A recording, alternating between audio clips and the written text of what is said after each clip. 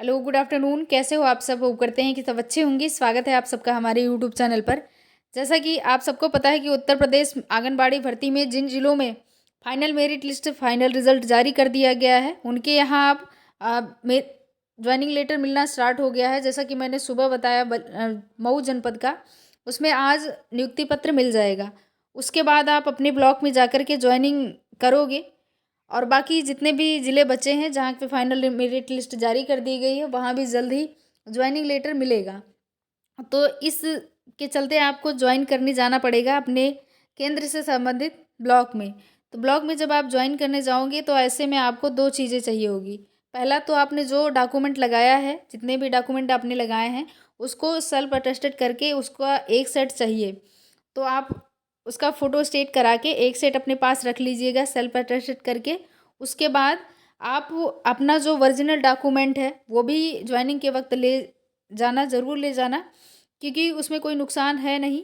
और दूसरी इम्पोर्टेंट चीज़ यहाँ पर एक लगेगी, शपथ पत्र। अब बहुत सारे सिलेक्टेड उम्मीदवारों को यह शपथ पत्र के बारे में जानकारी नहीं होगी, लेकिन एक ये जो शपथ पत्र आप यहाँ पे देख पा रहेंगे, ये प्रारूप के तौर पे हम दिखा रहे हैं। वैसे ये वैसा नहीं है कि जो मतलब लगे यही सेम जो चीज़ें इसमें लिखी हुई हैं वही। उसमें आप जब देखेंगे ऑफिशियल डॉक्यूमेंट है, आपका रिजल्ट आ चुका है। आप अपनी बाल विकास परियोजना विभाग में जाएं, ब्लॉक में जाएं, वहाँ पे आपको ये शपथ पत्र मिल जाएगा। उन्हीं कैंडिडेट को ये शपथ पत्र मिलेगा जिनका रिजल्ट जारी किया जा चुका है। ये शपथ पत्र ये हैं, एक खाली एप्लीकेशन फॉर्म की तरह है, और इस एप्लीकेशन फॉर्म में आपसे रिलेटेड कुछ जानकारियां मेंशन की गई होती हैं। जैसे आपको इसमें आपको एक पेज मिलेगा, एक या दो पेज आपको शपथ पत्र के तौर पे मिलेंगे और वो ब्लैंक होंगे। उसमें पहले से ही टाइपेड होते हैं। उसमें आपको अपने हस्बैंड का नाम, अपने ग्राम पंचायत का नाम, सारी चीज़ें भरनी होती हैं। और इस शपथ पत्र में ये लिखा गया होता है कि आप आंगनबाड़ी कार्यकर्ता या आंगनबाड़ी सहायिका के तौर पर ज्वाइन कर रही हैं। विवाहित हैं वो भी उसमें लिखा रहेगा। सारे टर्म एंड कंडीशंस आप उसमें सहमत हैं।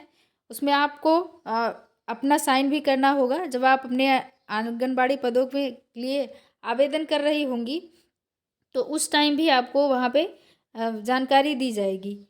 यहाँ प्रस्तुत सभी जानकारियाँ बिल्कुल सत्य हैं। जो आपने ऑनलाइन आवेदन करते टाइम लगाया था वो सारी जानकारी आपकी सत्य होनी चाहिए, वो चीज़ें उसमें मेंशन रहेंगी। इसमें किसी तरह की गलत जानकारी आपके द्वारा नहीं दी गई है। शपथ पत्र में आपको सारी जानकारियाँ फिल करनी होती हैं। उसमें यही मेंशन करना होता है कि आप आंगनबाड़ी कार्यकर्ता के पद पर ज्वाइन कर रही हैं। आपने जो भी जानकारियाँ विभाग को दी हैं वो सारी सत्य हैं, और जो विभाग की टर्म एंड कंडीशन है आप उसमें सहमत हैं, और इसी को हम लोग शपथ पत्र बोलते हैं।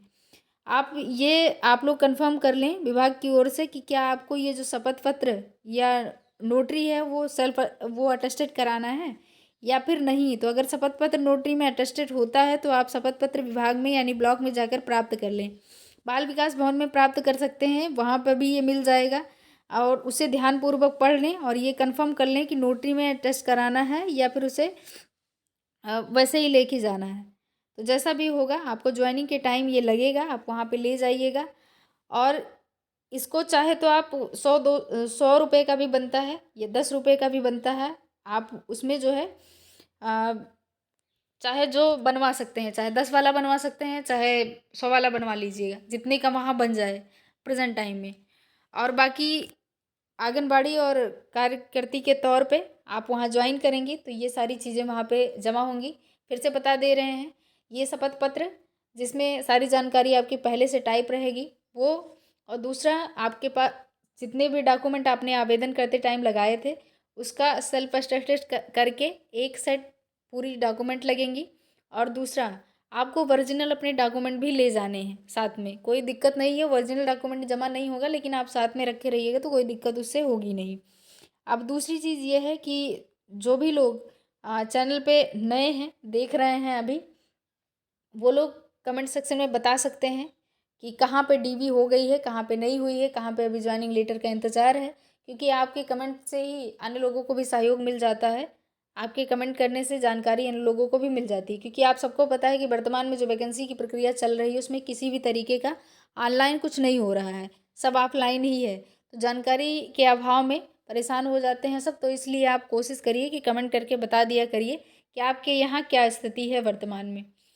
जो भी अपडेट होगा वो आपको वीडियो के माध्यम से बताया जाएगा। चैनल पे आप नए हो तो सब्सक्राइब ज़रूर कीजिएगा, नए लोगों तक शेयर कर दीजिएगा।